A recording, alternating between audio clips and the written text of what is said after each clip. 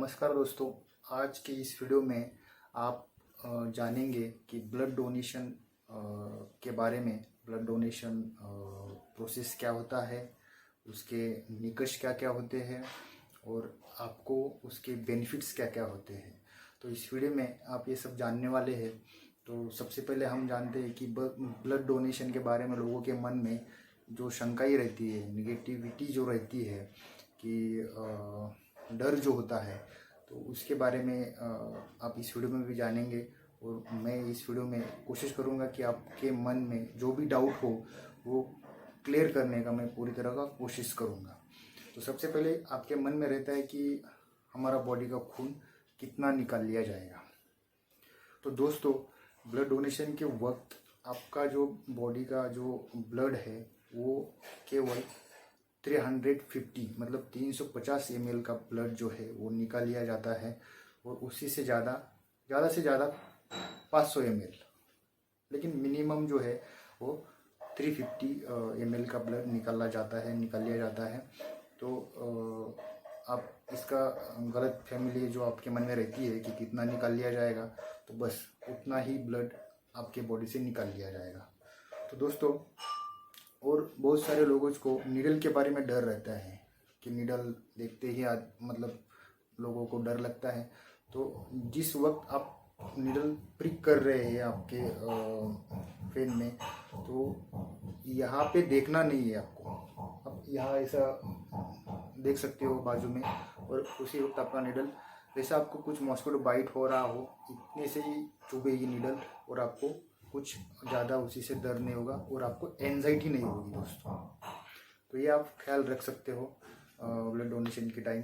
और दूसरा जो है आपके मन में रहता है कि आपको कोई 6 महीना या 3 महीना पहले आपको डॉक्टर ने कुछ एनीमिया के बारे में बताया होगा कि आपका एचबी कम है, आप थोड़ा बढ़ाने के लिए कुछ डाइट्स वगैरह बताया रहेगा।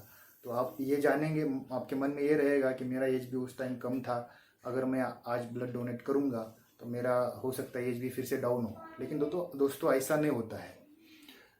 अगर आपका कुछ एचबी कम हो, पिछले 6 महीना या 3 महीना कुछ भी हो, तो उसी से अभी का एचबी का कुछ ये नहीं होता है। ठीक है, आप अगर ब्लड डोनेशन के वक्त आपका एचबी अगर 12.5 से ऊपर है तो ही आप ब्लड डोनेट कर पाएंगे। उसी से कम होगा तो आप ब्लड डोनेट नहीं कर पाएंगे और आपका ब्लड भी लिया नहीं जाएगा। वो आप निकष के दौरान आप देखेंगे आगे। तो बस इतना ही मतलब ध्यान में रखना है कि पुराना कुछ या लंबे दिन का कुछ ये नहीं है इसमें कि ब्लड डोनेशन आप एचबी के बारे में वैसा आप सोच नहीं सकते हो। ठीक है, तो मैं आगे आपको बताऊंगा कि ब्लड डोनेशन के निकष क्या क्या लगाए जाते हैं। पहला जो निकष है वो एज का है। 18 से लेकर 55 एज का पर्सन अपना ब्लड डोनेशन कर सकता है।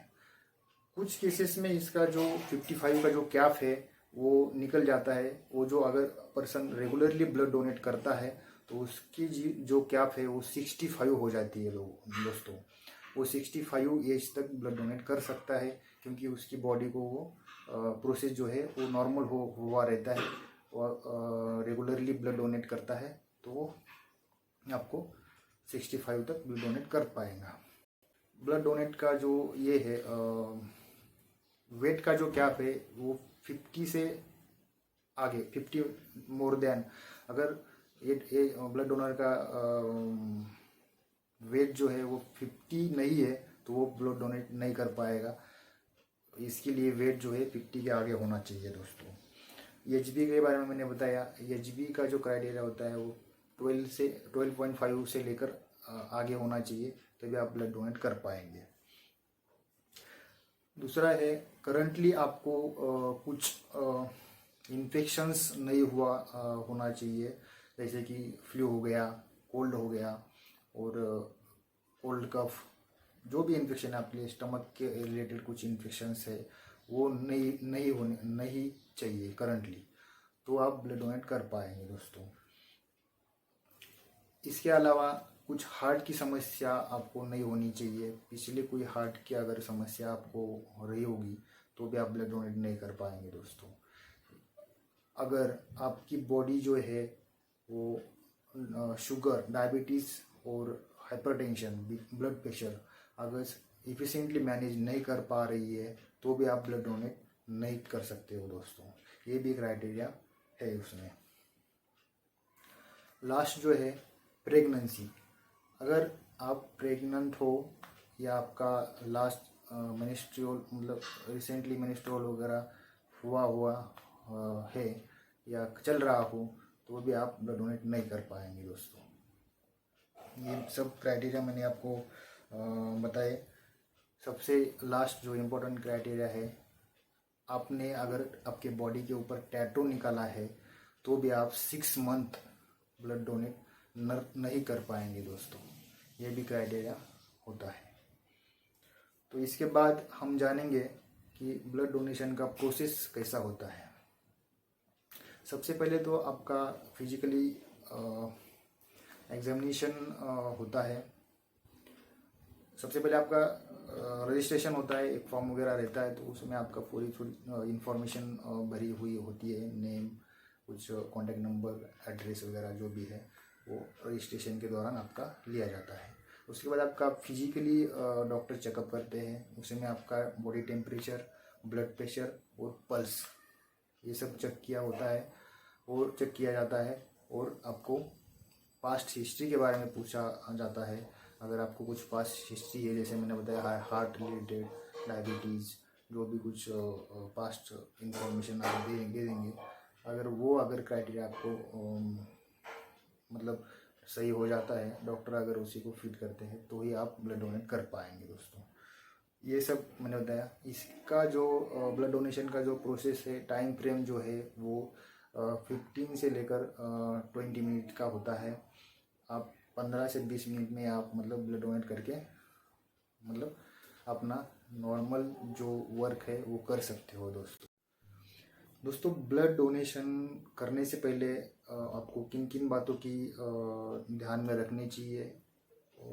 अपने अच्छा मतलब हेल्दी ब्रेकफास्ट और जो भी लंच, प्री लंच आपने हेल्दी किया हुआ होना चाहिए।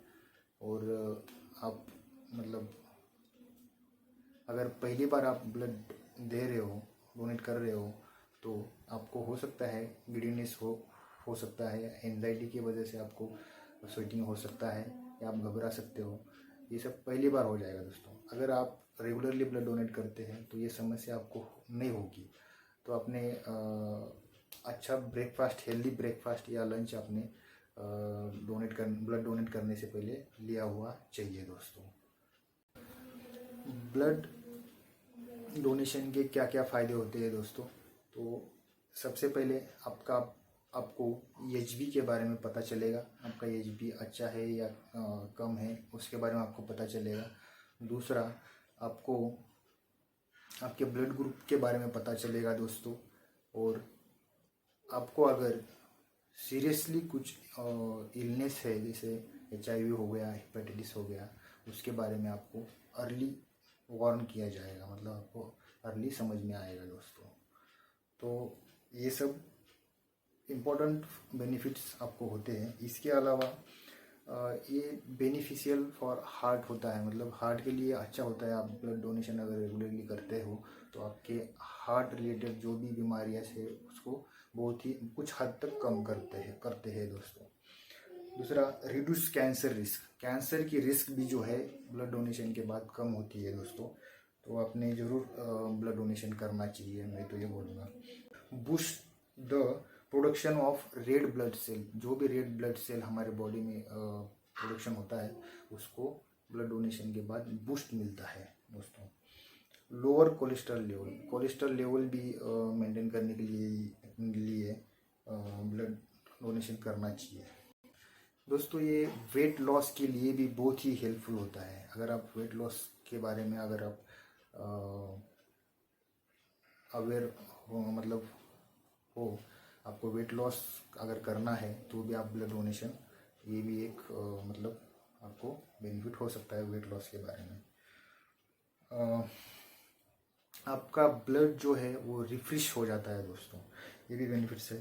दूसरा, ये एक सोशल वर्क के यहाँ आता है। अगर आप ब्लड डोनेशन कर रहे हो तो किसी का लाइफ सेव कर रहे हो। तो ब्लड डोनेशन एक सामाजिक कार्य के द्वारा भी मतलब माना जाता है, सामाजिक कार्य भी माना जाता है, क्योंकि ब्लड डोनेशन से आप किसी की जान बचा रहे हो।